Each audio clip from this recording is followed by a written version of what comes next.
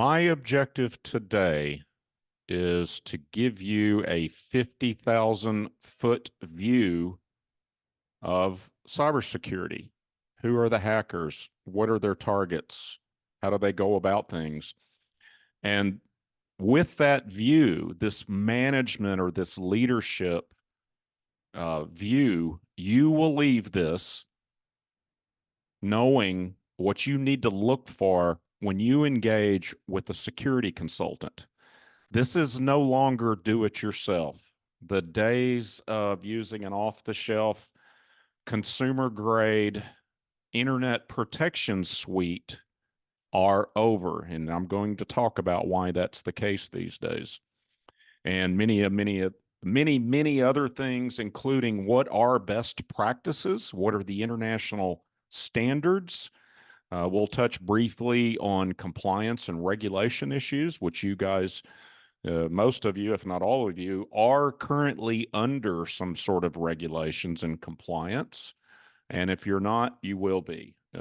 Every industry out there is becoming more and more regulated when it comes to having the proper cybersecurity defense in place.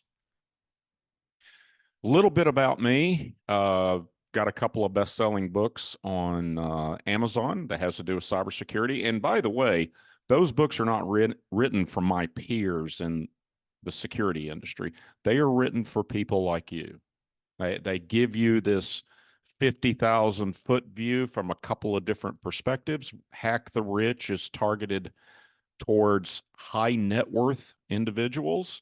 And the Cyber Pandemic Survival Guide goes into much more detail, but it talks about the things that we're going to talk about today. The most interesting thing, or what I find most audiences are most interested in, is the fact that I'm on an ISIS kill list, name, address, place of employment.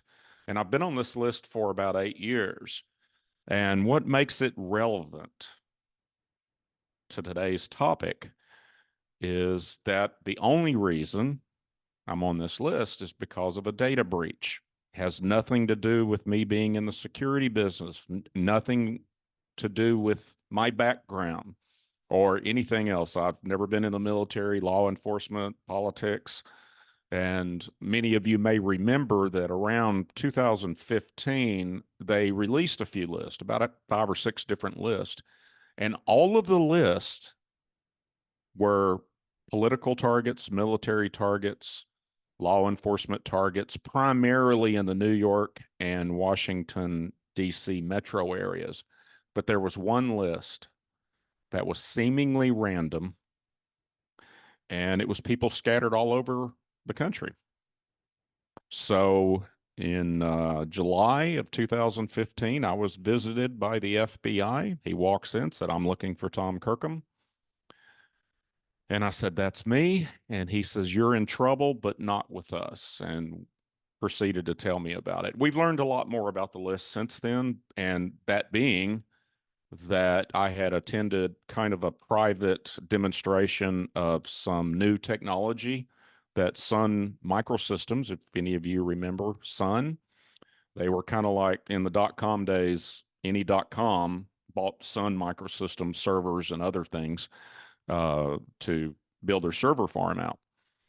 And the hackers got a hold of that list and published it. So you can imagine, out of the thousands of people on that list, FBI agents being sent all over the country, how much that tied them up, how much chaos that created, a lot of stress with especially us, those of us that were targeted. And but it was purely because of a data breach. So, these things that you hear about well, it's just they're trying to hack my bank account or they're trying to steal credentials. There have been life and death issues around breaches, and that is increasing, as well as all other types of attacks as well. I'm going to try my best not to do geek speak, but if I do accidentally slip a little 3-letter acronym in there, feel free to ask me at the end and say, "What are you talking about? I need to know what an EDR is," for example. And we'll take care of all your concerns. Once again, I want you to know what you need to look for from a management, a leadership, culture issue in your organization. So let's talk about threats. By far, your biggest threat, all of our biggest threats, are ransomware attacks. If you're not familiar with what a ransomware attack is, that's where they get access to your computer network, plant a malicious file on there, and it begins encrypting all the data. And it holds that data ransom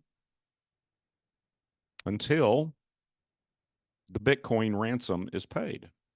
And it will give you about 5 days typically to pay the ransom.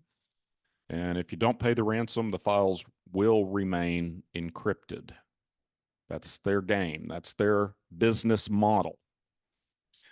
A lot of people think that, well, how do I know they are going to unencrypt the files if we pay the ransom? Well, ransomware has been around about 30 years, longer than Bitcoin itself, or 20 years. It's been around longer than Bitcoin, a lot longer than Bitcoin. And if that model were to survive, or as it has for 20 some odd years, they have to unencrypt the files. That's their business model. If they fail to unencrypt the files, then their whole business model falls apart. So they frequently do what they say they're going to do. We've seen an increase in what's known in the business as drive-by attacks. Some of you may have seen these. In fact, you probably have. You'll be visiting a website, legitimate, weather.com, CNN.com, other sites like those, get compromised. And you may get a pop-up that says your computer is infected by a virus. Call this 1-800 number. You know, it looks like it's from Microsoft or somebody legitimate. They say that they're monitoring your computer, but it's just a scam. Okay, they're just trying to get $200 or $300 out of the victim to clean up their computer. We're seeing a big increase in compromised email accounts. So why is that an issue? You may be one of those that think, well, I don't have anything in my email that I'd be embarrassed about, or it's double secret stuff or something like that. But what's the number one way you reset passwords? It's through email. So if they get access to your email, then they can do password resets for any accounts they want to. Furthermore, if you're among the 90% of people that reuse passwords, same username and password across multiple sites, they test those credentials as well. So if they've got credentials to your email account, they'll go to Citi or Chase, maybe health records, and maybe your E-Trade account, maybe your IRS account, and seeing what they can find out. Phishing emails are con jobs. They're trying to get the victim to do something. In the case of ransomware, which is phishing is the number one distribution method of ransomware. You could do it in a drive-by attack, but they get the victim to help them get into the network and to unleash the attack. So the email may look like it's from a common vendor. You know, maybe it's from Intuit or Sage or somebody like that. And it's got a file attachment, you know, like these invoices remain outstanding for your account. The attached file, the attached spreadsheet list all of the outstanding invoices. If we don't get payment today, we're going to shut the service off. So it's a con job. It's a scam. And the whole purpose of a phishing email is to get the victim to perform an act.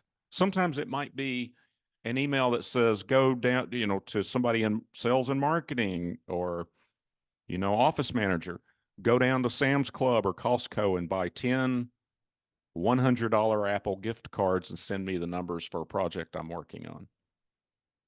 You know, they get $1,000 in gift cards. That's $1,000 in cash. And phishing emails can be used for any number of scams. We're seeing an increase in compromise, banking, finance, like I mentioned earlier, healthcare, because healthcare has a lot of personal information, all sorts of different types of accounts. And the overall cyber attacks are increasing at about 20 to 25% a year globally. So this problem is not going away. This is not a problem that the United States government can solve for us. It requires us to be vigilant and diligent in protecting our clients, our employees, our some of you, it may be your entire community. It's all of the stakeholders of your organization. We have to be self-reliant on that and self-vigilant. And the list just goes on and on and on. There's innumerable types of cons and scams and attacks out there. But what you have to know is that 95% of successful cyber attacks are triggered by the staff, by humans. They've been conned into letting the criminals get into this computer network. 95%. If you do nothing, when you get off of this webinar today, and if you do nothing but buy cybersecurity awareness training for your organization, you will cut your risk in half. And that's a big improvement if you don't have anything in place already. So when we talk to prospects and clients and others, what problems do we see? What problems with management and leadership do we see? Well, the biggest one is not understanding your firm's risk. You know, you may be under the belief that it only happens to the big guys, you know, the Colonial Pipelines or the Sony Pictures Corporation or JBS Meat Supply. But in reality, small to medium-sized businesses are targeted. Well, I can tell you the statistics tell us that it's about 40 to 50%. But personally, I think that number is way underreported. You know, I think there are victims, there are small organizations that will just pay a $3,000 or $5,000 ransom just so they can get their data back, and they never report it, even though they're supposed to. Larger organizations, those of you that you know what your responsibility is on disclosing, and but for the most part, you know you've got to understand the risk. If you don't, and that's what you're going to understand when this is over with. These are various management and leadership failures: not using a security consultant, not implementing best practices, not being professional when it comes to cybersecurity, thinking that I hope it doesn't happen to us, or you know, why would somebody want to attack us? It's the industry, the hacking industry currently globally is a $10 trillion industry. That's with the T, $10 trillion, by far larger than the worldwide illegal drug trade. I kind of touched on this earlier. It's very easy if you're my age and you've got history, you know, of decades that Norton Antivirus or McAfee or whoever your IT person said is the best antivirus out there, you see it stopping and stopping all the viruses. And the mistake is that's a consumer grade defense tool, and it's not adequate anymore. The United States National Security Agency was hacked, and their offensive cyber weapons, their offensive viruses, along with the source code, were hacked and stolen, and they're available for free on the dark web. Many of you may remember the Stuxnet virus that the United States and Israel and some other allies supposedly created to destroy the centrifuges in Iran's nuclear enrichment facility. It was a terrific attack. And that facility was air gapped. It was not connected to the internet. So don't think, and you guys probably don't have this, but sometimes we talk to critical infrastructure groups and they go, well, our critical infrastructure equipment is all air gapped. They can still get in. It's very easy to do. I can think of 2 or 3 different ways to breach an air gap system. But most of you, all of your devices are connected to the internet. But since those NSA cyber weapons, along with other nation states' warfare tools, are available for free on the dark web, along with the source code, so they can modify the Stuxnet virus like they have been since it's been available. And that breach occurred, I think, about 6 or 7 years ago. So they're using cyber warfare tools against us. They will not be detected by consumer grade antivirus. And antivirus is pretty much out of date anyway. That's 30-plus-year-old technology. We see mistakes in not monitoring backups and testing backups to make sure they're going to be there when you need them. You know, if you're in the camp that I'll never pay a ransom, I'll just restore from backup. If you're not paying someone to diligently check those backups to make sure they're performing as they should be and doing periodic testing to make sure they're going to be there when you need, if and when you need them, and it is a when more than an if, then you don't have a backup. You're just hoping that if you need the backups, they'll be available. Got to monitor backups. I mentioned training already. And speaking of backups, you've got to have a ransomware proof backup. You know, it wasn't that long ago that everyone backed up their networks maybe to an external hard drive hanging off of the server via a USB cable. Or maybe you have network attached storage that is just connected to the internet. Well, by far, more often than not, those devices aren't ransomware proof. Ransomware will go out on the network, see how many devices there are on the network, and start searching for every single computer, server, or device for other files, all the file shares on a network. And it'll encrypt those files as well. So your backup is going to be encrypted if it's not a ransomware proof backup. Typically, we deploy an off-site backup, but there's a lot of different backup strategies. You need to consider other disasters like natural disasters, you know, catastrophic facility loss. And you need to think about business continuity, like how long can you afford to be down in the event of a tornado, hurricane, mudslide, earthquake, and on and on and on, in addition to ransom demands. And perhaps the largest one, mistake, is not using a cybersecurity professional. So what do I mean by that? It's a common misconception that you just go to IT, your IT director, your IT manager. But in reality, InfoSec or information security is a different specialty.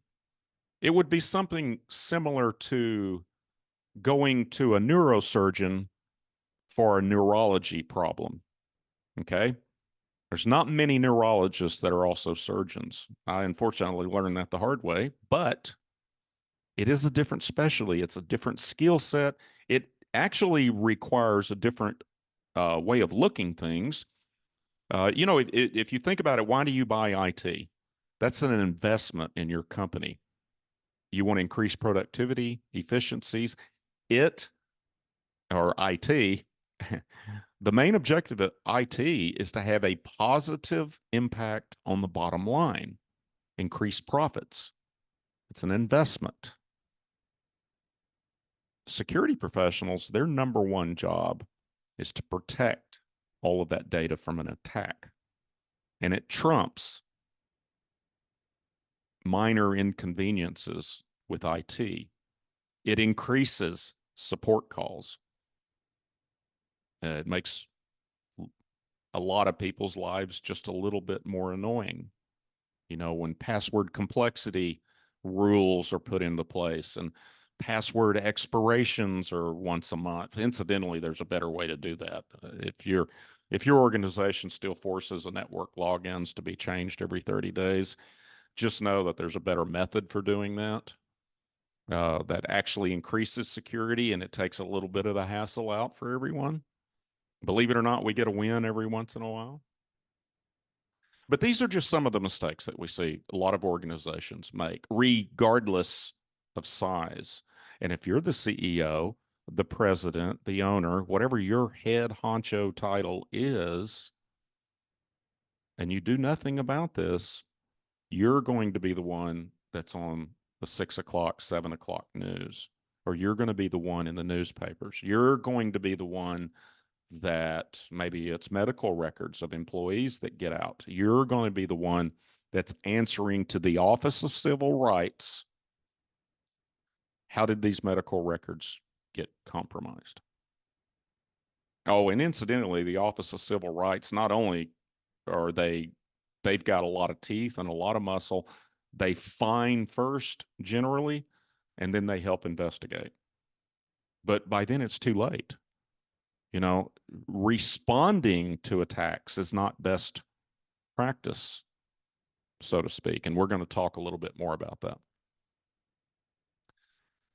So, what does it look like from the hacker's point of view? Well, Hello, these, Tom. Sorry yes, to interrupt, but is this a good time to launch our first polling question? yes. Perfect.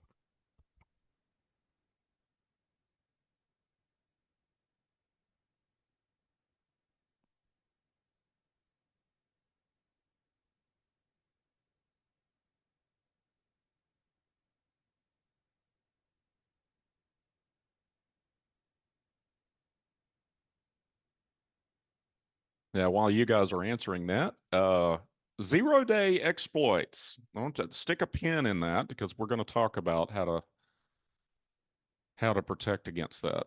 Uh, that's a tough one. Advanced persistent threats are generally done by other nation states or hacktivist or terrorist organizations such as ISIS. It's not probably that big of a concern, although you certainly can't take it off the table. So I mentioned earlier how huge this industry is. You know, 20, 30 years ago, 40 years ago, when Michelangelo was the first major virus that was out there, it even affected me where I worked. My computer got hit. My monochrome black and white laptop that weighed 5 or 6 pounds and it was an inch and a quarter thick. It was done for bragging rights.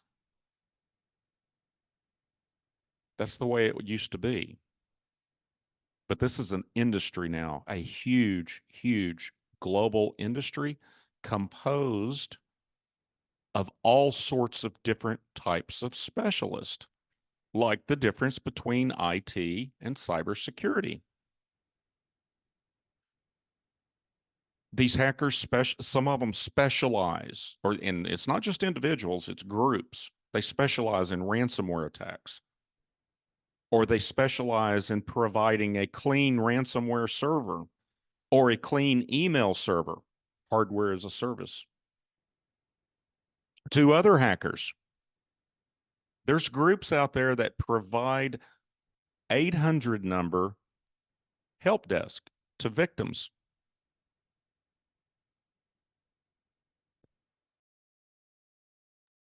So let's take ransomware. This is a storyline of a ransomware attack, or the storyline of planning a ransomware attack. The ransomware specialist, his superpower is getting the potential victims to open that file attachment. He's a con man. He goes out on the dark web where all the bad guys hang out. And please don't do that yourself if you get so inclined. You can Google it if you want to, but even I am careful getting on the dark web doing research. But the ransomware specialist needs a clean server to do the encryption and unencryption. He needs a clean email server that's never been known to send out malicious file attachments. He wants to provide a help desk because of their business model. He wants to make sure all the victims are taken care of, whether they need help in obtaining Bitcoin or there's a technical glitch in the unencryption process or anything else they have concerns with. He gets those servers and that help desk service from other criminals in the industry. About 3 or 4 years ago, there was two guys, two men, or presumably guys, but it could have been anybody. They were the masterminds behind a global ransomware attack. They grossed $3.5 billion. They each made $200,000 to $300,000. And this was a big attack, and it went on for a few weeks.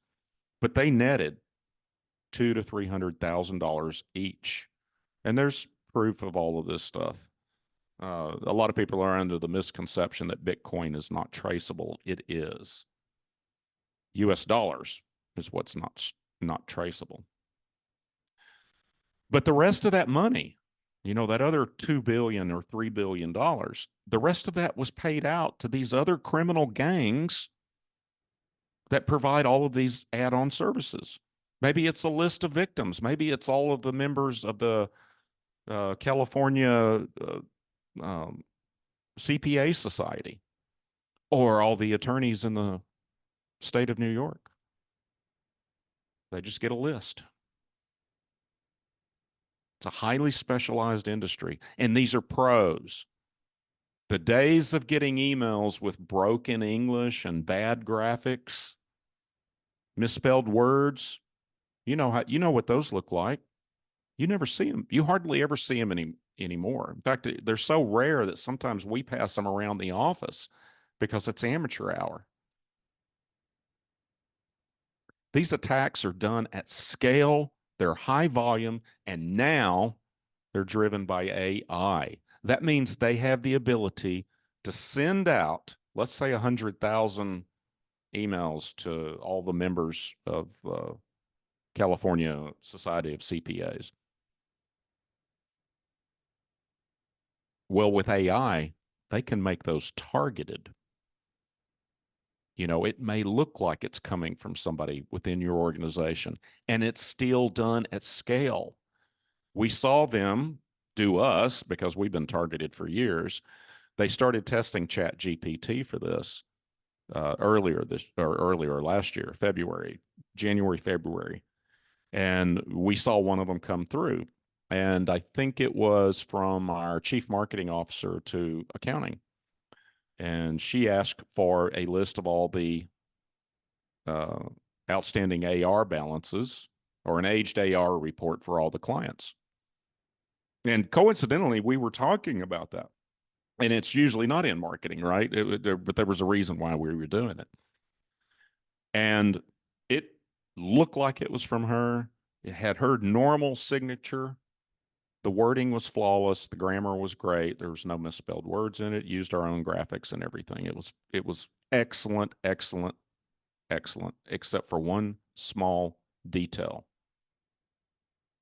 The Chat GPT database only goes through mid 2022, I think. Let's see. And after that, our marketing officer, or before that, our marketing officer was director of marketing. And since she's been promoted to chief marketing officer, her signature said director of marketing. That was the only thing that gave it away. The rest of it was flawlessly executed. So AI means that everyone is going to get highly personalized, targeted emails and other types of attacks. That 95% number is going to increase It's going to be 96, 97, 98. Because the better they can pull these cons off, the more victims that they're going to get. So just imagine this list, this 100,000 email list. It could be millions, but let's just say it's just all the members of the New York State Bar. The hackers are thinking in terms of conversion rates. They don't know who their victim are. They don't care who their victims are. Everything's automated from beginning to end. They're thinking like if we only have 1% of these 100,000 emails become victims, and we collect an average of $10,000 per victim, that even the amount is all automated. They set the amount depending on the size of the network detected. But 1% of 100,000 is 100,000 or is 1,000 victims times 10,000. That's a $10 million payday. I cannot stress this enough. This is not personal. It is a business and it's high volume.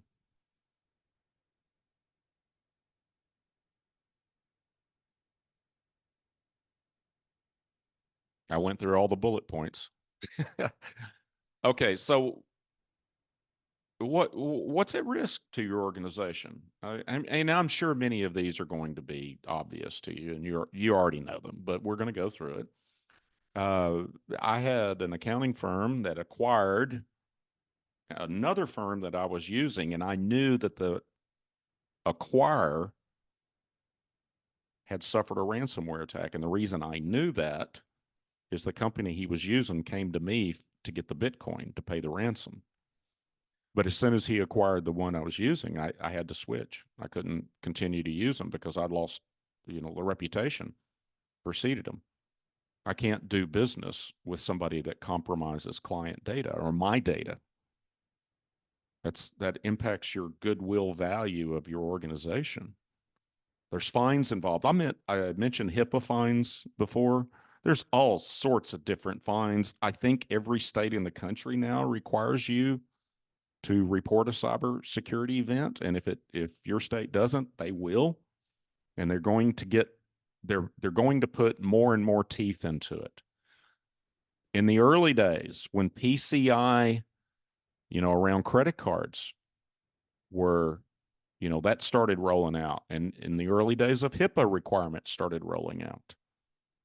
They issued guidelines, and then they issued regulations, and then they said we might fine you if you have a breach and you don't follow our instructions, and then they go to we're going to fine you if you have a breach, period. And then they go to you've got to have these things in place, these things that we're going to talk about, these things that you guys have to have, technical, administrative, and often physical controls. They have to be in place to properly protect your organizations. And it's happening to all industries. There's other non-compliance fallout depending on your industry. You've got the whole loss of productivity problem. If you've got 20 people in your office, they all make $50,000 a year or $100,000 a year. You can quickly do the math to figure out what each hour of an attack costs that company. It's not even on the revenue side. It's just from a standpoint of productivity. Imagine that hitting in April, beginning of April or March for accountants or for law firms, a big court case. May not be able to pay bills, make payroll, but that release of client data is the bad thing. That's where a lot of businesses go out of business, like my former accounting firm. And what the statistics tell us is about half, it depends on the survey you see, but it's about half of businesses go out of business within 2 years of a successful or major significant cyber attack. So we're talking about the very viability of your organization. This is CEO level stuff, owner level stuff that you got to know. So I mentioned What are these international standards? You know, the cynics among you, first of all, there's two things that may be going through your mind. Number one is I'm trying to scare the bejesus out of you because that's the business I'm in. Our company is what's known in the business as a managed security service provider. That's what you want to look for. And so the cynics are saying, well, you're scaring us for all of this stuff and because you want to sell more products and services. My job day to day in my organization is to evangelize and spread awareness of this risk. The other thing that we're going to talk about right now are these international standards. These are standards and practices that everybody in the InfoSec industry knows. It's not my feeling that you need this. Okay. There's no secrets. Proper protection is known. It's easy to do if you've got the right consultant that understands things like the National Institute of Standards and Technology, NIST. It's part of the U.S. Department of Commerce. NIST created a cybersecurity framework. It's a foundation for all sorts of regulations, compliance, and other international standards such as COBIT 5, ISO. They're all interrelated. They all support each other. They all contribute to each other. This is the main one. It's what I consider the worldwide gold standard. NIST cybersecurity framework is composed of 5 things. And they're adding a 6th one that we're going to talk about. Number one is you got to identify your vulnerabilities and your risk. You know, captain's got to know the condition of his ship before he sails. It's got a long voyage. What's the weather? What's the crew experience? What's the nature of the cargo? What's the starboard engine's conditions since engines rebuilt? Got to plot a course. Got a plan for everything conceivable that could go wrong and plan accordingly. That's the identify step of the NIST CSF. The second one is once you identify these vulnerabilities, I've already told you if you reuse passwords like 90% of the population does, that's a vulnerability. That's high risk. Got to stop doing it. That's where the protection comes in. If you're using off the shelf consumer grade antivirus, got to stop it. It's ineffective. Got to change that. That'll come out in a risk analysis. So you got to protect everything better, address all of the weaknesses and vulnerabilities. This is kind of similar to a SWOT assessment, you know, strengths and weaknesses. The third part of NIST is you have to implement an intrusion detection system, both automated and manual. By manual, I mean human beings. I mean professional InfoSec, experienced personnel. And you got to implement an intrusion response system, a plan, automated and human. Automated tools only get you so far. It's kind of like backups. All backup systems fail. And all notifications of failure don't work either. Same thing with hacking. Got to have humans there to review the storyline of the attack, make sure it's isolated, make sure they understand the nature of it, who was behind it, what exactly is the attack, what was the threat vector. And then finally, they have to examine a network. Some of you probably have suffered a ransomware attack. I will tell you that for the last 6 or 7 years, if you survived a modern day ransomware attack, but your network has yet to be forensically examined for other malicious items, I'll promise you they're on your network. We have never gone into a new client environment that finally, after the second or third ransomware attack, they call us and they get the right stuff in there. We've never gone into a new client and not discovered server backdoors, keyloggers on workstations, and other malicious items on the network. Why is that? Well, to the ransomware attacker, it's another source of revenue. When he gets done with his attack, he's got a whole list of servers that he's put exploits on, goes out to his buddies on the dark web and sells that list for $100 or $1,000 or whatever amount of money they can get for it to other specialists that are dedicated to exploiting these types of exploits, using them, whether it's for identity theft or more ransomware attacks, intellectual property theft, could be any number of things. And finally, the fifth part, which goes to backups and business continuity, is you've got to plan for an attack. There is no 100%. If there was, the NSA would never have been breached. If they can breach the NSA, they can breach anyone.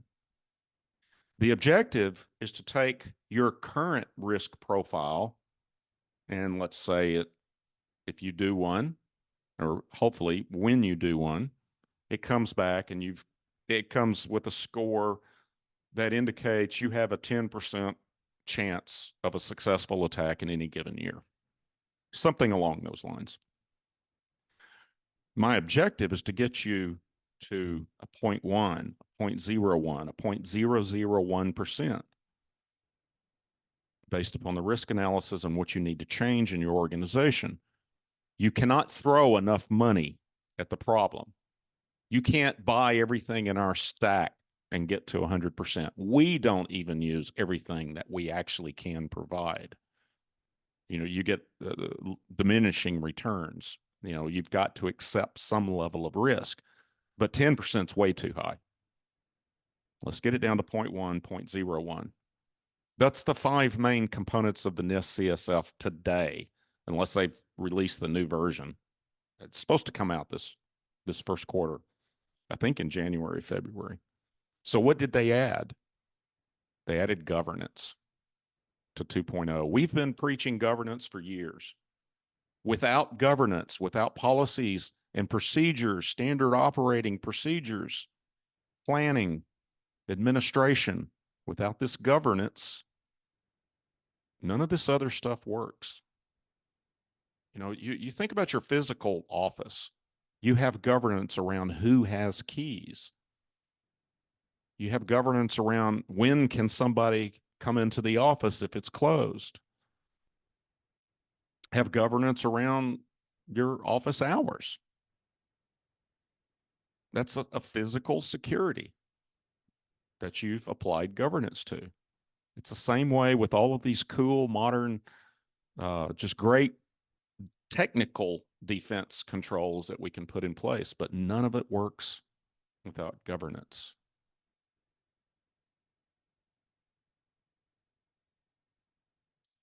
So before you get a security assessment, a risk assessment done for your firm, you need to know also about any kind of regulations and compliance that's either already in place or is coming down the road in your whatever society or association your firm belongs to. It's a membership of whatever your state requirements are. You've got to understand what those are and let the security consultant be aware of it. These are just some examples.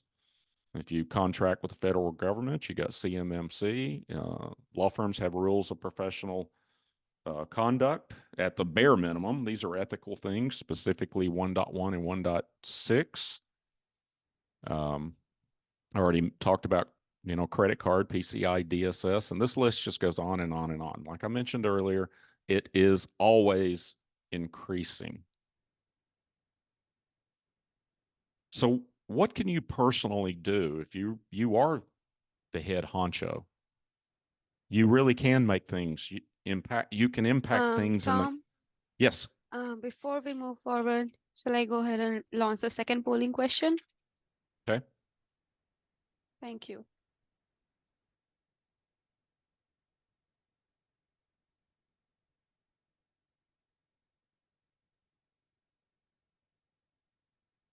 Oh, everyone's going to get this one. All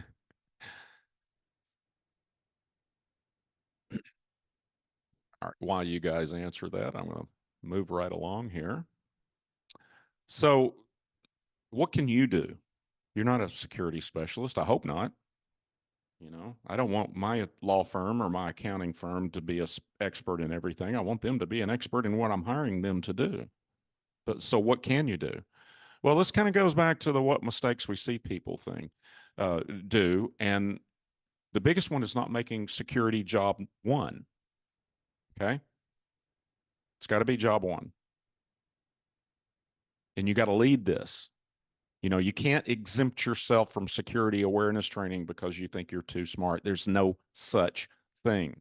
Part of our services is to provide what's known as phishing simulations that we send out at least once a week to everybody in the organization, including me, to see if we fall for the con job. And I have fallen for one.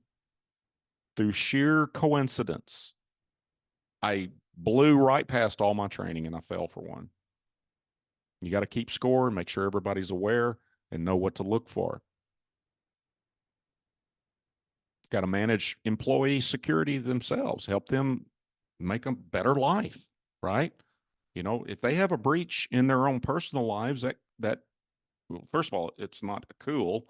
You don't want anybody to have this, but it impacts your company. So one of the things that when we started talking about governance, we were talking about you know the administrative side of it. So we have a methodology that we go through for our clients, and other firms have other different types of methodologies to go through, but fundamentally it's NIST or something else like that, you know, one of the industry standards. But governance was so key to us that we made it one of the three pillars. So the three pillars that you need in place in your organization is you got to have security and it's got to be job one. You should consider and we typically do both of these things for prospects. We look at the return on investment of IT infrastructure,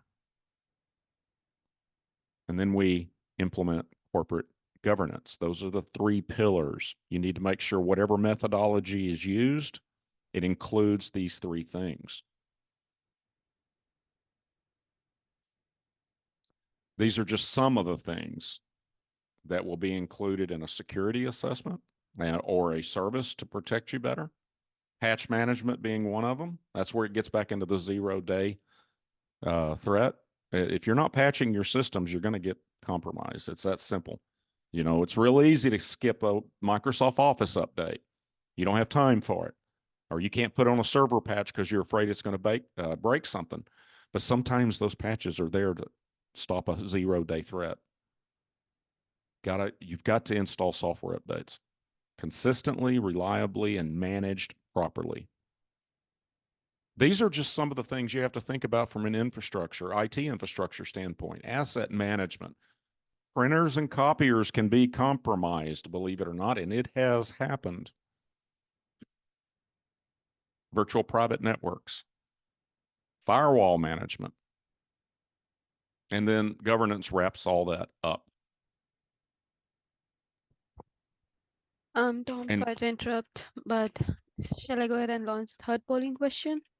yes, Thank you.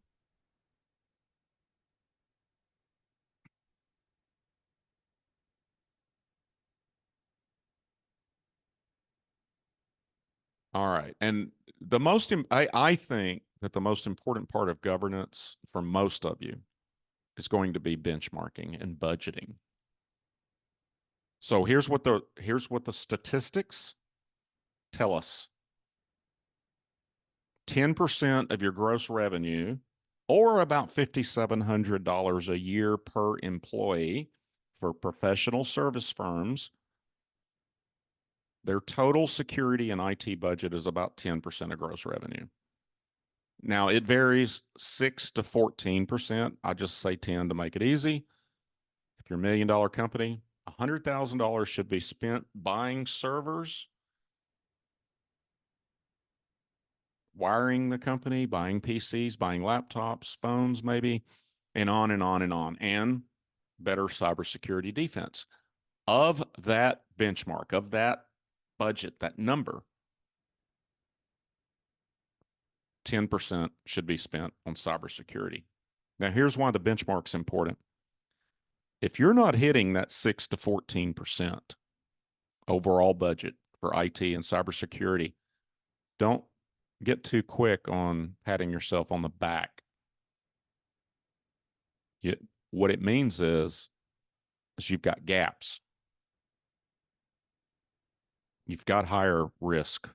You're not recognizing your return on investment in IT. You've got to understand those gaps. You know, if the whole world of accounting firms and law firms spends 10% and you're only spending 4%, you have gaps. Makes you're not realizing your IT investment, maximizing that ROI, and or you're less secure. And one of the best practices is to outsource. And we're seeing more and more outsourcing, regardless of size of the enterprise. A good IT staff will recognize they are not cybersecurity defense specialists. They don't know how to be compliant. They can't keep up with the industry. The cybersecurity industry changes at a pace much faster than technology itself. You've got all the technology advancements, right? Things like AI. We'll add the cops and robbers and international cyber warfare to that list. You know, think about all the advancements in 4.5, 5 years of World War II that were made. We went from, as a worldwide society, we went from barely more advanced than World War I to nuclear weapons in 5 years. More and more companies are outsourcing because they know it's not part of their core competency. And also, getting a good ROI on IT infrastructure is being advanced. We're seeing more and more directors of IT, or the chief information officer. We're seeing more and more of these people in these roles that realize their mission is to align their investments in cybersecurity and IT infrastructure to the company's objectives. And it often means outsourcing. Some or all, whatever the gaps indicate, make a decision. Do we in-house it? We outsource it.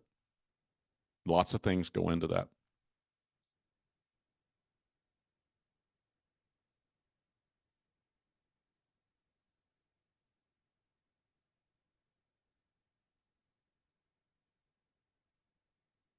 So when you're thinking about outsourcing, who are the players? Well, I already mentioned managed cybersecurity services, or an MSSP. Most of you are familiar with what's known in the business as an MSP. That's a managed IT services provider. And then when it comes to outsourcing, you can do some or all of it, or you could do a la carte, just address specific gaps. What you want to look for, and the way you want to change your thinking, is you lead with security. IT productivity, efficiency, and that ROI that you're all looking for is secondary. I'm not saying we do everything we possibly can to make it secure and impact productivity so negatively. All I'm saying is you got to balance it, and you've got to understand the risk of what you're not doing, and then make an informed decision. Is that good enough security for our risk profile?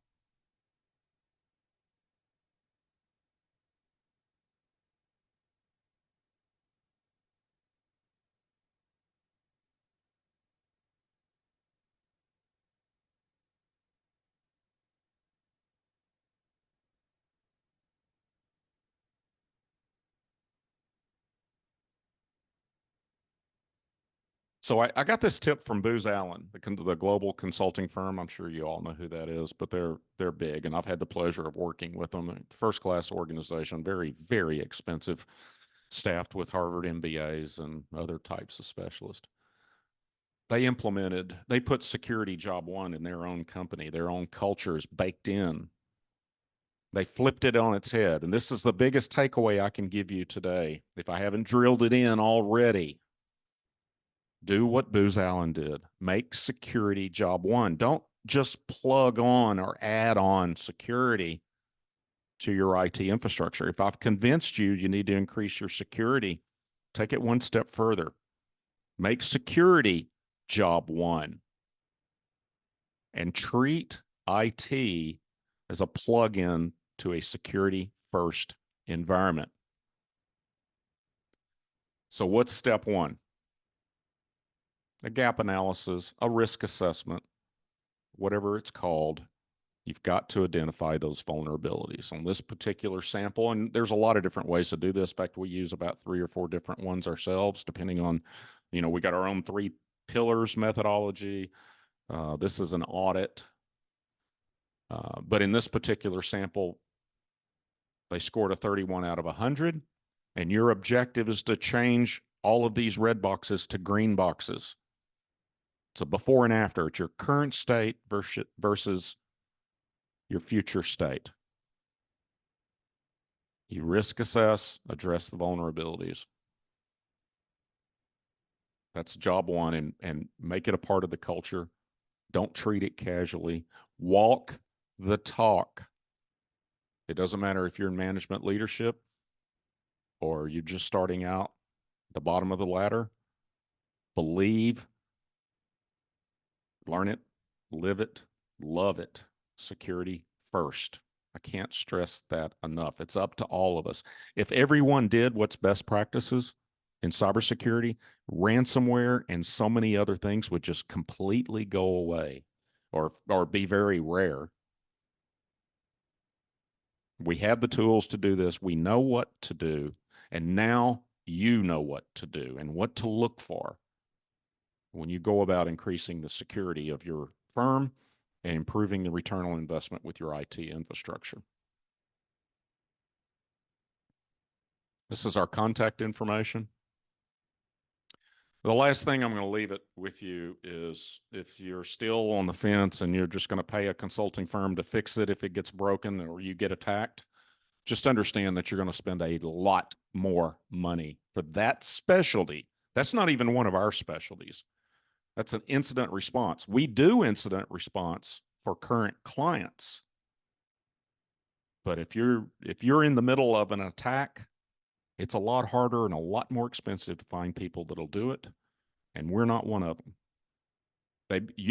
When we have people call us that are in the middle of an attack, they become a threat vector to us and all of our clients, and we have no idea what their network looks like or what defensive mechanisms are in there, and it's going to take us time just to figure out what's going on. Feel free to reach out with any questions. I'll check I don't see any questions in chat, and I've burned up all the time and your time. And please make security job one, spread the word of cybersecurity awareness, and make it better for everyone. We're easy to get along with. If you got any questions, something I didn't answer, feel free to reach out. Be happy to talk to you.